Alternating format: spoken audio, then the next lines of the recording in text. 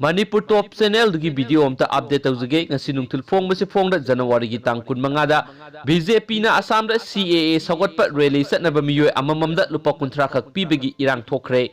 mamangi thada satnaba hokraba citizenship amendment act pu miyamna sawatli utnanaba BJP na sinduna satkiba khongchat singda rally yauriba miyoi singda paisa pi haibagi wathok laidingai marakta Assam gi Golaya district da BJP na sinba rally yaunabagi damak lupa 30 khak pi haibagi dagi wathok oikhre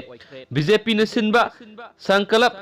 Samarot organizer na district asida lairiba nupi sing sana thaknaba amadi rally asibu yawbada sathok sasin gi paisa lemna ohelaga lupa 30 khak pi haibadagi rally yawkibi nupi amana sauduna paisa law haiba yakhidre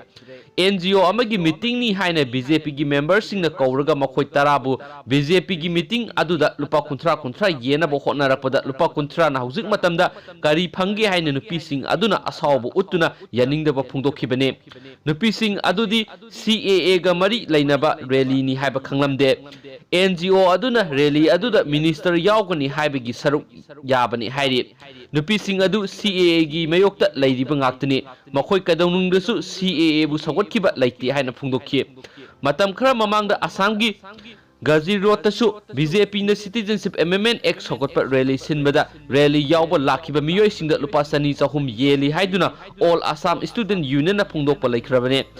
Thap laba khungangdagi miyoi singbu ration card amadi thabak kakthatkani haina kihallaga purakhiba miyoi ngaktani haina asuna phungdokpa laikhrabane Delhi desu Amit Shah gi Jan Abhiyan program da miyoi khara neklaga BJP gi firal pehanbagi wathok social media da viral oiduna lairibane firal paiduna program aduda yawhannaba lupa sani pigani haiduna yawholaga paisa pidi haina miyamna phungdokpa laikhrabane nomagi khusuman oina paisa pigani hairaga ayuktagi program adu yawriba miyoi amana mayumda paisa amata pusindrabadi karam tawgani haire asumna miyamgi mayokta handak satnaba hokhiba CAA asibu miyamna sogotli haiba utnanaba BJP na tongan ma lalong kya sinduna mi yamna hotnarabasu mafam kya dadi rally yawnaba paisa piraga nekpa ngakto oina tawbagi mami ama sauna tari Manipur dasu BJP na sinduna asiguma rally asi satkrabani haina su pawsina makatana phungdorakli thank you